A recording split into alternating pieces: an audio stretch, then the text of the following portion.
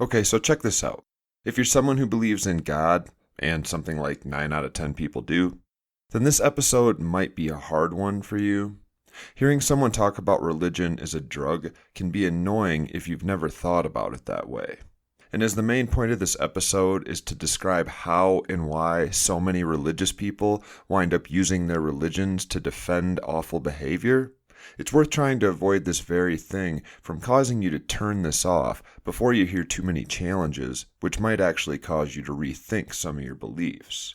So I want to start the same way that I'll end, by saying this isn't an attack on all religious people or a claim that all religious people are evil. They're not. But this is a description of how religion can really fuck up your moral compass if you don't use it responsibly, like it did to me.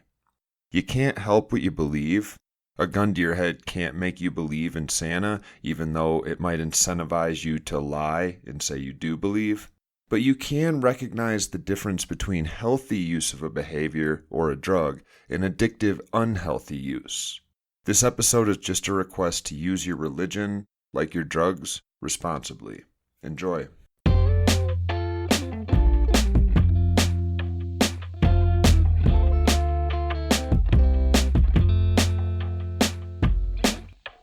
I want to make a few basic claims about religion today. And since I live in a mostly Christian country where I grew up in a Christian home, I'm going to focus mainly on Christianity, although these claims apply to most religions. I'll tell the story of a few of my church friends who I grew up with to weave these points together, but they boil down to the following. Religions are stories about the world that give those who believe them a tool for getting through difficult times, among other things. That means that when those who don't have religion encounter the same situations, those situations are sometimes more difficult for us. We have to actually work through the pain that religion often helps ease. And of course, anytime a behavior allows us to avoid working through pain we'd otherwise have to endure, well, it's possible to cross the line between use and abuse, between medication and addiction.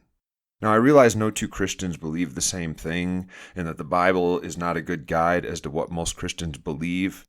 So I'll try to do two things at the same time today that I hope to avoid conflating. I'll try to point to some of the verses in the Bible which reveal how terrible a life someone would live if they did actually try to follow it verbatim. And since most Christians of today do not follow it verbatim, I'll also focus on what seems like a much more important issue. The fact that, like Nietzsche told us, humans began replacing objective morals with subjective, personalized moral values long ago while pretending to still take their moral values from God. The problem of pretending to take those morals from a book that one clearly doesn't follow is that one never has to acknowledge that their morals are subjective.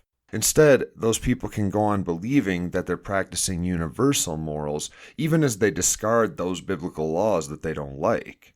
And once that happens, once someone has built a wall of holiness blocking them from reconsidering any of their taken-for-granted values and norms, they're just about bound to wind up stuck in some awful behavior pattern they might otherwise break out of if they were to ever notice it and decide to try to fix it. I take this claim to a number of different places, but that's the gist of it. If you embrace a religion, you will have a hard time avoiding its potentially corrosive influence on your morals, your critical thinking, and your very quality of life. So I have this friend who I've known my entire life, since all the way back in my early church days. And lately, something weird's been happening. He started sending me awful videos by people like Jordan Peterson and Ben Shapiro.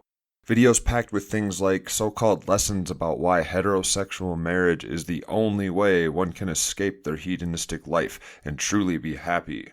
Sorry, happy single folks, but Peterson apparently knows something you don't.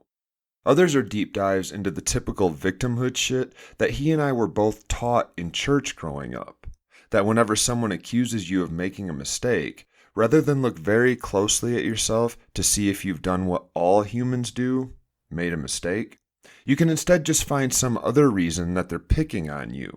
Don't you know white, straight Christian men are under attack? I didn't do anything, they just don't like me. Some of these videos claim to be deep dives searching for white supremacy, and after a whole 30 minutes of fluffy religious language and their picking on us claims, the host concludes that they couldn't find racism anywhere. Problem solved. Others are the typical men crying about not having enough power, about being criticized for being violent or sexually inappropriate. We're just being real men, says Matt Gaetz. Case closed.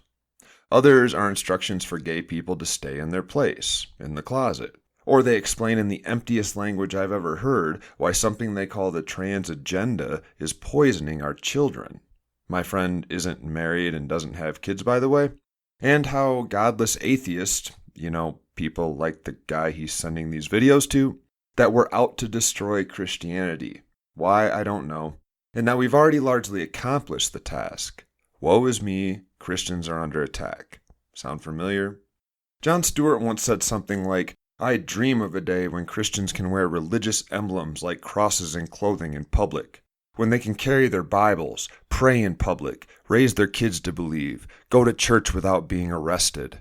Dare I say, I dream of a day when we might even have a Christian president, perhaps even 45 of them in a row.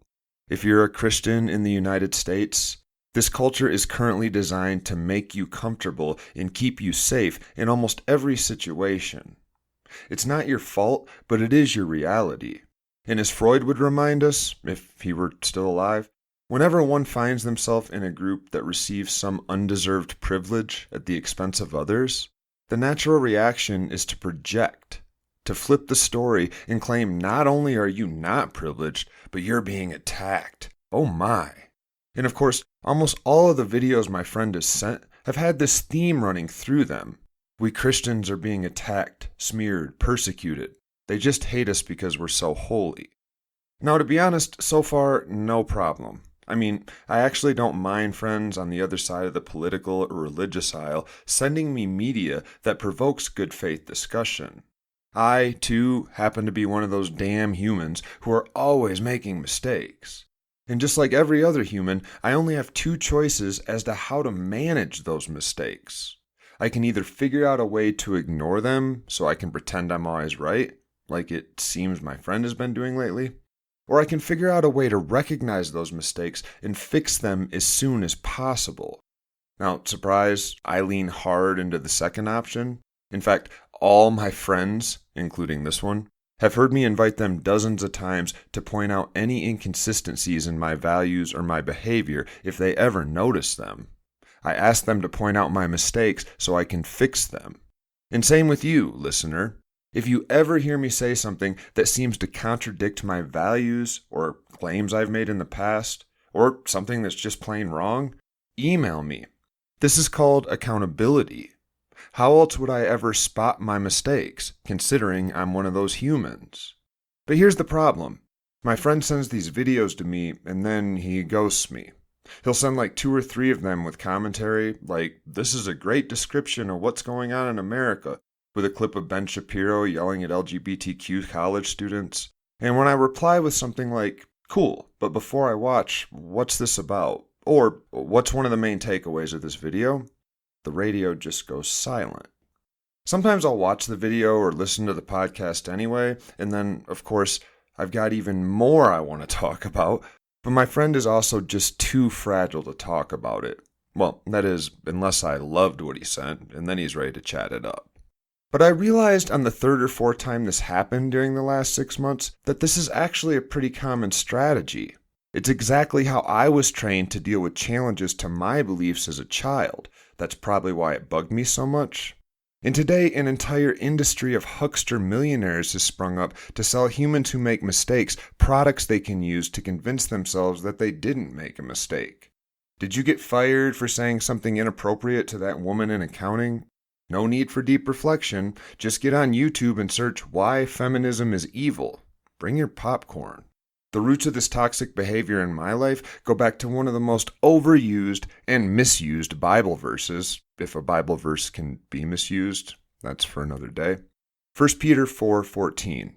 If you're insulted because of the name of Christ, you're blessed, for the Spirit of glory and of God rests upon you. This verse is actually in the Bible in many forms and in lots of different places, but they're frequently used to explain that the real reason this person is telling you that you're being racist or sexist, it's not because you are, it's because you're such a good Christian that they're just attacking you for your faith. Ignore them and rejoice that you just earned a reward in heaven. Conversation over, Christian hater. And as I thought about my friend's behavior and my history acting just like him, I realized that this isn't just a religious thing. This model has bled into our culture more deeply in the last 20 years than ever before. Trump's ascension to power relied on this. Whenever someone would try to say to a supporter, but he did this or he did that, they could pull out the old, there you go, attacking him because he's white, or because he's rich, or because you're jealous, Trump derangement syndrome.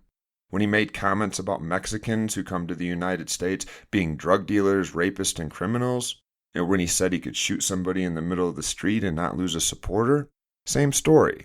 Y'all just hate him because he supports the truth and speaks his mind. And so I want to take a slightly different pathway through religion this time by focusing on this toxic symptom which religion seems to bring with it in nearly all cases. This lack of accountability which we now find ourselves dealing with at every turn in U.S. culture. Now when I'm wrong, I've tried to build a world around me that forces me to notice, and I've committed myself to acknowledging it, avoiding the same mistake in the future, and making amends for whatever harm I've caused when possible. Accountability.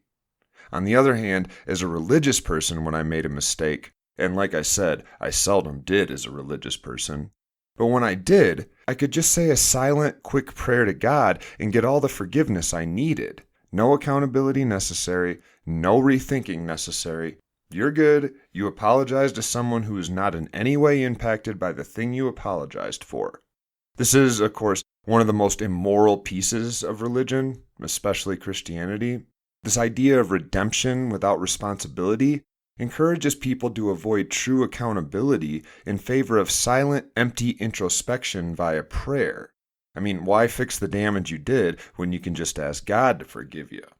I started to notice many of these unavoidable elements of religion way back when I was religious, but back then I thought it was just those Christians over there, not us real Christians. This is another trick that's common in religion, to look at all the awful things your religion has caused or played a part in and dismiss them as unrelated to your religion by saying those weren't real members of the group. And this is kind of hilarious if you follow it through, because you come to the conclusion pretty quickly that we must be the luckiest generation ever, because apparently we are the only ones who finally got it right.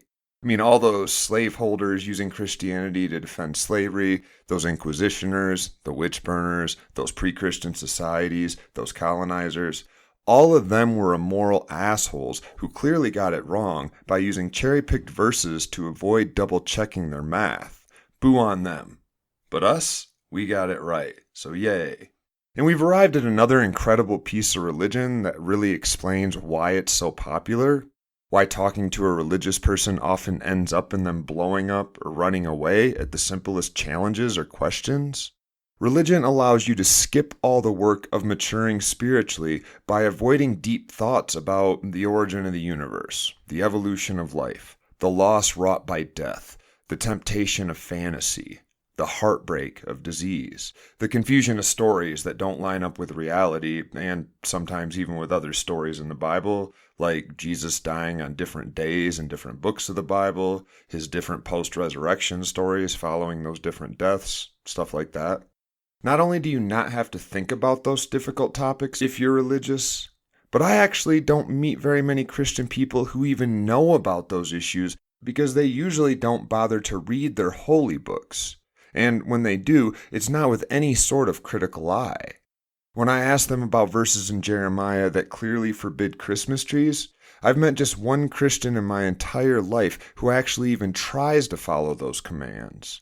Most laugh and tell me I'm cherry-picking verses, another common way to avoid accountability for breaking what one might claim in the next breath to believe is a divine law.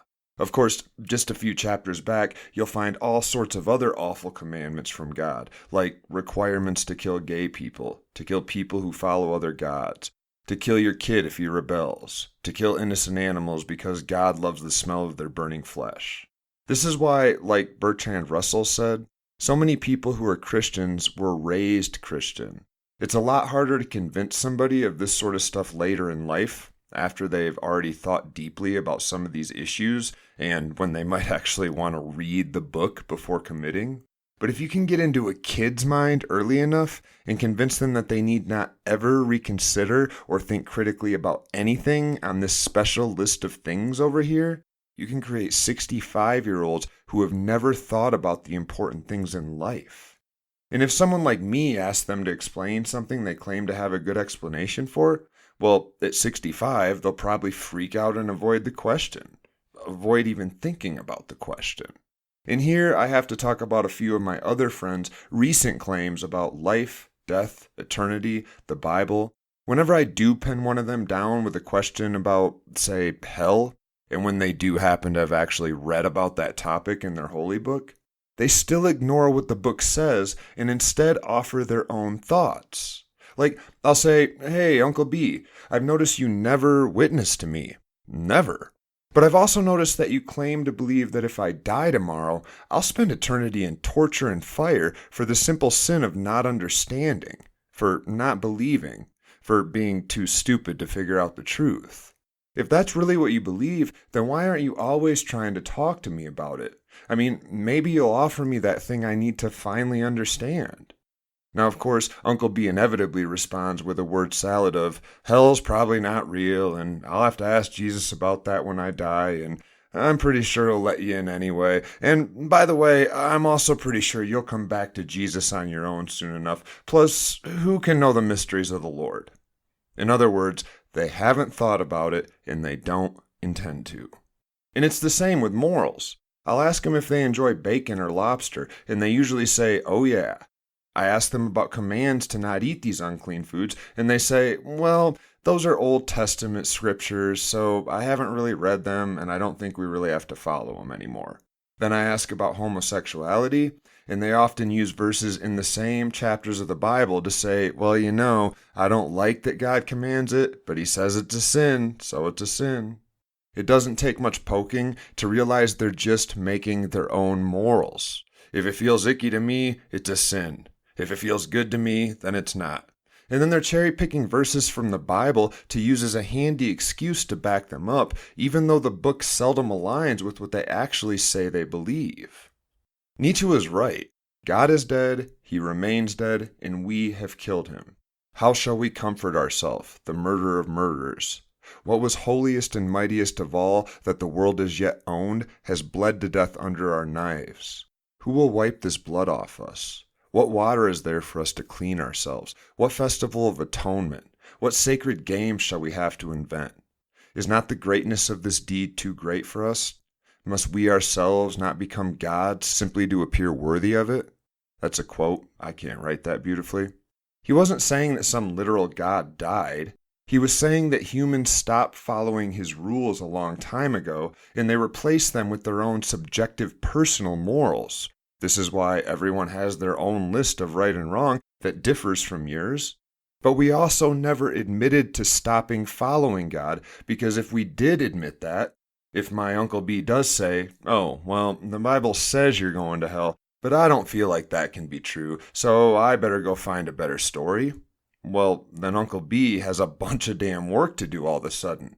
He's going to go have to find that new story. And worse, he would have to admit to himself that the book he claims to take his morals from offers the wrong answer on important situations. Back to the previous point. Why bother doing that work if you can just use the holy book the same way you've seen so many other religious hucksters use it? To avoid accountability and convince yourself that you're just following God's commands and you've been right all along. So let's dive deep into a few of those questions that most religious people don't seem to have thought that deeply about. Like, for example, is there a God? I actually don't know. And that's the only true answer there is to that question. No one knows. I've seen no evidence for a God, and neither have you. If you say you have, email me and let's talk, but I'm guessing you're confusing evidence with anecdote. And if you claim you actually know that there's a God, then you've made a claim that you either can't prove, we usually call those lies, or that you think you can prove, which means you no longer have faith because faith is the reason people give for believing something they don't have sufficient evidence to believe. Or, as the Bible says, faith is the substance of things hoped for, the evidence of things not seen. If you saw it, or if your hope is already fulfilled, well, then you wouldn't need faith. You'd have facts and evidence, which, by the way, would work a whole lot better if you ever found yourself in a situation where, say, you wanted to prevent somebody from going to hell by convincing them to accept a simple story, but they're currently too dumb to understand the story. Here's the evidence works way better than trust me, bro. When I have these conversations, I find that it actually seems like whether or not God is real isn't as important to the other person as whether or not they claim to believe that he's real. And I actually get that too. I grew up practicing what Dan Dennett called belief in belief. I always knew the stories were so far-fetched that I couldn't make them fit into my worldview. People coming back from the dead, commands to kill your kids if they rebel, commands to commit genocide or keep slaves or to possess women as property, sticks that turn into snakes and bushes that catch on fire but don't burn. These things all struck me as entirely incompatible with my world and, at times, outright immoral, even as a kid. But I also noticed that everyone I looked up to, my parents, my friends, my pastor, my Sunday school teacher, they all said they believed, and they couldn't all be lying, right? So I figured eventually I'd get it. I'm just a dumb kid, but if I stick in there, I'm sure I'll figure it all out. And this, dear listener, is how you brainwash a kid. You catch them young and you get them in the habit of avoiding critical thinking by using the process I just walked through, the process I've been hitting on all episode. When I went to prison, I suddenly had tons of time, go figure, so I started reading the Bible from scratch with a critical eye. I really wanted to figure it out this time, and I made it less than one verse before I said, uh-oh. In the beginning, God created the heavens and the earth. Well, that's not true. We know that the earth didn't exist until billions of years after the heavens, but okay.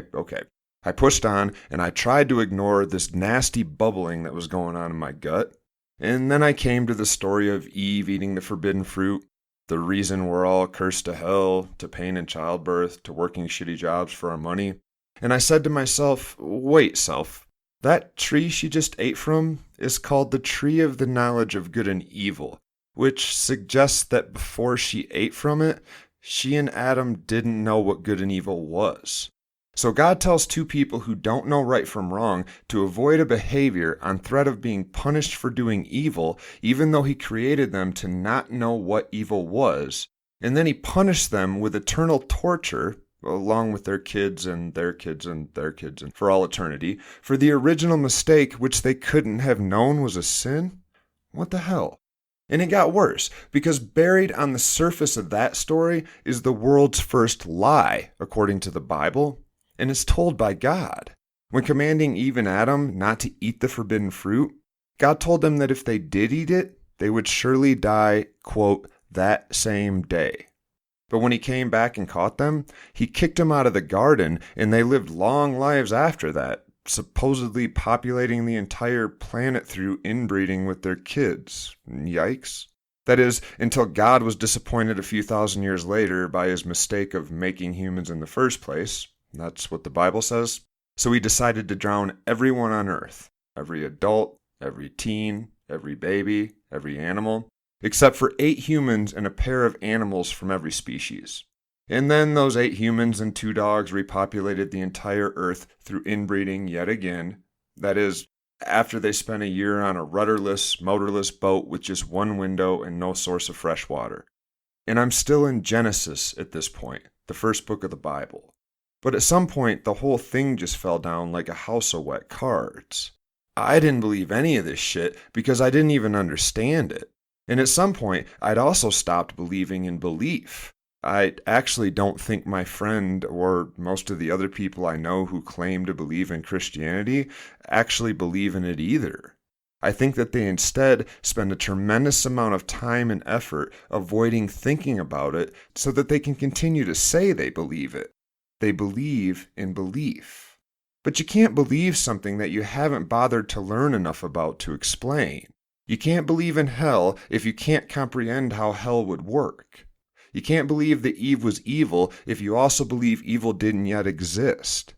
You can't believe God never makes mistakes, but that he also made a mistake he wished to fix by flooding the earth and killing everybody. But you can't avoid thinking about these things for your entire life. You can surround yourself with others who will do the same. You can avoid engaging with anyone who might challenge you. You can cut off any thoughts you have about not yet having the full story. And if you do it right, you can die never having bothered to do the work the rest of us are forced to do, coming to terms with the universe's disinterest in our lot, accepting that no big brother is out there waiting to save us from unforeseen dangers, accepting that death is the end and that we must do the work of the living while we're here.